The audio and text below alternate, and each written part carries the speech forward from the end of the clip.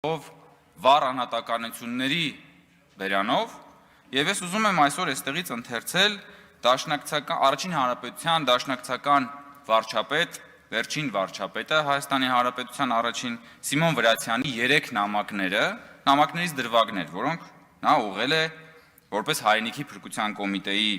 ղեկավար, նա ուղղել է Անկարա։ Եվ ես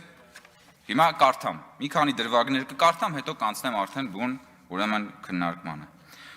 Ուրեմն ասում է, ինչ է ասում Սիմոն Վրացյանը։ Անցյալ տարվա 1920 թվականի նոյեմբերի վերջին մեր պատերազմը Թուրքիայի հետ վերջացավ մեր պարտությամբ։ Կարսը եւ Ալեքսանդրապոլը ընկան եւ վտանգվեց Արարատյան դաշտը, այսինքն Հայաստանի գոյությունը։ Մեր կառավարությունը ուրիշ ելք չուներ, ստիպված էր հաշտության բանակցություններ սկսել եւ դաշն կապել, որքան էլ ծանր լինեն թելադրված պայմանները։ Բանակցությունները տեղի ունեցան Ալեքսանդրապոլում, այնտեղ էլ ստորագրվեց խաղաղության դաշնը։ Թուրքերի պահանջները շատ ծանր էին, բայց քանի որ մենք հաղթված էինք եւ պատերազմը շարունակելու ոչ մի հնարավորություն չունեինք, խոնարհվեցինք հաղթողի կամքի առաջ։ Սա հատկապես այս նախադասությունը ամեն անգամ հիշում եմ, երբ որ Արծվիկ Մինասյանը կամ այլ դաշնակցական գործընկերներ այստեղ գալիս եւ ասում են՝ «Այ դուք խոնարհվել եք թշնամու առջև, մենք չենք ուզում ձեզ խոնարհել» եւ այլն եւ այլն։ Ալեքսանդրապոլի պայմանները որքան էլ ծանր մեզ համար, այնուամենայնիվ ապահովում էր հանրապետության գոյությունը, ապա հնարավորություն էր տալիս ժողովրդին մի քիչ շունչ քաշել, ուժերը հավաքել եւ վերաշինել երկիրը, թեև շատ նեղ սահմաններում ու վերականգնել ավերված տնտեսությունը։ Կառավարության որոշումն էր կատարել ամենայն ճշտությամբ հաշտության դաշնը, առիթ չտալ նոր պատերազմներին, հաստատել Թուրքիայի հետ բարի դրացիական, նույնիսկ բարեկամական կապեր, վերսկսել առևտրական հարաբերությունները եւ խույս տալ ամեն տեսակի նոր բարդություններից։ Սա, հիշեցնում եմ, բարեկամական կապեր հաստատելու մասին արձանագրում է դաշնակցական վարչապետ Սիմոն Վրացյանը։ Այլ դրվագ նամակներից, բայց սրա համար անհրաժեշտ է, որ արտաքին գործոնները անհնարին չդարձնեն հայ-թուրքական մերձեցումը։ Մեր այսօրվա եւ վաղվա իրական դրությունը պահանջում է հաշտ եւ բարեկամական կենակցություն մեր հարևան Թուրքիայի հետ։ Ուրեմն մեր արտասահմանի բարեկամները, եթե նրանք իրոք բարեկամ են մեզ, չպիտի դնեն Թուրքիային այնպիսի դրության մեջ, որ նա նկատի մեզ իբրև իր դժբախտության պատճառը եւ լցվի ատելության եւ վրեժխնդրության զգացումներով մեր հանդեպ։ Եվ ավարտելով ուզում եմ նաեւ մեկ այլ դրվագ կարդալ, որտեղ որ Սիմոն Վրացյանը մարտի 18-ին 21 թվականի մեկ այլ հեռագիր է ուղարկում Անկարա, այն հանձնելով Հայաստանում քեմալականների ներկայացուցչին եւ օգնում է եւ խնդրում է Սիմոն Վրացյանը Թուրքիայից խնդրում է ռազմական աջակցություն Հայաստանի համար։ Ռազմական աջակցություն 1921 թվականին Սիմոն Վրացյանը Թուրքիայից խնդրել է ռազմական աջակցություն, որպեսզի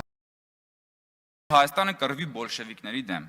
Եվ այդ նամակի մեջ նաև խնդրում է վերադարձնել Երևանի ռազմաճակատում գտնվող հայ զինվորական գերիներին,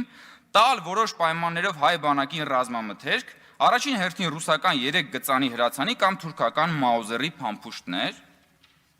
զենք է ուզում, այսինքն Սիմոն Վրացյանը թուրքերից։ Հաղորդել մեզ, թե արդյոք ազգային մեծ ժողովի կառավարությունը հնարավոր գտնում է հասցնել Հայաստանի զինվորական օժանդակություն եւ եթե կարող է ինչ չափով ու եղանակով եւ ինչ ժամանակամիջոցում։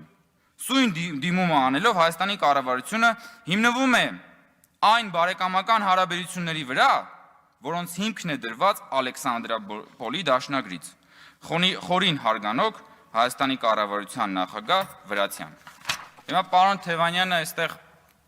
հեռանալուց ասաց, որ մենք դաշնակցության մասին խոսում ենք թուրքական կամ ադրբեջանական բառապաշարով, բայց ես կարդացի Սիմոն Վրացյանի ոչ թե բառապաշարը, այլ ուղակի մեջբերումը եւ սա կարծում եմ դաշնակցության մասին, որը հպարտանում է իր պատմությամբ եւ ճիշտ է անում, որ հպարտանում է, առավել բովանդակալից է, քան թե ցանկացած տեսակի ճամարտակություն, որ շատ հաճախ հնչում է այս ուրեմն դատարկ աթոռներից դաշնակցության մասին կամ մեր այսպես կոչված դաշնակցության դեմ տրամադրված ուրեմն ելույթների մասին։ Ինչ է ասում նաեւ պարոն Թևանյանը։ Այստեղ ուրեմն մի ապշելու ձևակերպում կատարեց խմբակցության, իրենց խմբակցության անունից, ասաց դուք եք, այսինքն իշխանությունը, դուք եք դրթել Ալիևին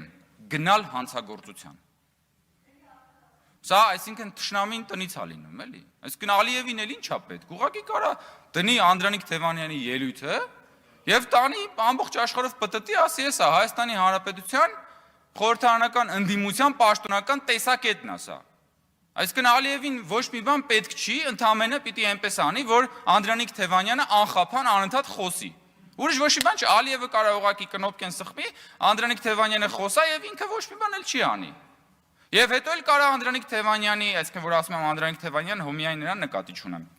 Խմբակցությունը անույթեր չէ խոսում։ Կարող են այդ ելույթները հետո տարածել, բուկլետներ սարքել, բրոշուրներ սարքել, այդ ելույթներով կարող նույնիսկ TikTok-ներում վիդեոներ անել, ծիտրերով դնել, հետո տանել տարբեր միջազգային դատական ատյաններում դա օգտագործել Հայաստանի դեմ, ասելով, որ այդ տեսեք Ալիևը, տեսեք ինչ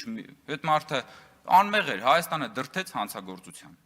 Քաղաքական տկարամտության բան, մարաթոն է սկսել մեր ընդդիմությունը եւ սա այդ մարաթոնի հերթական դրվագներից մեկն էր։ Արծվիկ Մինասյանն այսօր իր ելույթում ասում է. այլանդակված են հանրային իշխանության գրեթե բոլոր օղակները։ Եվ Արծվիկ Մինասյանը օրինակ մոռանում է այդ հանրային իշխանության մեկ այլ կարևոր օղակ, որի անունն է խորհրդարանական ընդդիմություն։ Որտեղ ընդդիմության մանդատը եւս իշխանությունն է։ Եվ ամենաայլանդակված բանը, որ կարելի է հիշել վերջին տարիների ընթացքում Հայաստանում պետական ինստիտուտների մեջ, դա խորհրդարանական ընդդիմությունն է։ Ուր է խորհրդարանական ընդդիմությունը։ Նորից հեռացավ։ Այսինքն, սա ինչ վարքագիծ է, խոսել եւ թողել հեռանալ։ Եթե դա մտածողություն է, եթե դա վարքագիծ է, եթե դա դրսևորվում է քաղաքական դաշտում, ապա դա դրսևորվում է բոլոր տիպի դաշտերում։ Քաղաքական դաշտում, ռազմաքաղաքական դաշտում, ռազմական դաշտում, ինչ է անում, իրենք հայտարարում են, որ եկել են այստեղ խրամատավորվելու։ Եվ հիմա իրենց խրամատները, չնայած սա խրամատ չի կարելի անվանել, որովհետև ազգային ժողովը չպիտի լինի խրամատ եւ չպետք է խրամատավորվեն այստեղ, բայց նույնիսկ իրենց անվանած, իրենց հայտարարած խրամատներից են թողնում եւ փախչում։ Կամ ասում են բան, Արծվիկ Մինասյանը 2 օր այստեղ լալահառաջ տեքստեր է կարդում, որ այ ազգային ժողովի խորհուրդը չհաստատեց ընդդիմության խորհրդարանական պատվիրակություններում թեկնածությունները։ Սա իսկապես քաղաքական իմբիցիլության ամենավառ արտահայտությունն է։ Ժորժ ջան, մեր են հայրենակիցները, ովքեր տեղյակ չեն թեմայից, ասեն։ Ուրեմն ազգային ժողովի խորհուրդը, որտեղ ներկայացված է նաև ընդդիմությունը ներկայացրել է խորհրդում փոփոխության նախագիծ, որով առաջարկում է այսինչ ուրեմն պատվիրակությունում այսինչ մարդուն փոխարինել այնիշ մարդով։ Իր նախաձեռնությունն է, ինքն է ներկայացրել, պիտի գա ինքը զեկուցի եւ ինքն էլ կողմ քվեարկի, հուսալով, որ մենք էլ կողմ քվեարկենք։ Իդեպ մենք պատրաստ էինք, բայց ընդդիմությունը սեփական նախաձեռնությանը անգամ չի եկել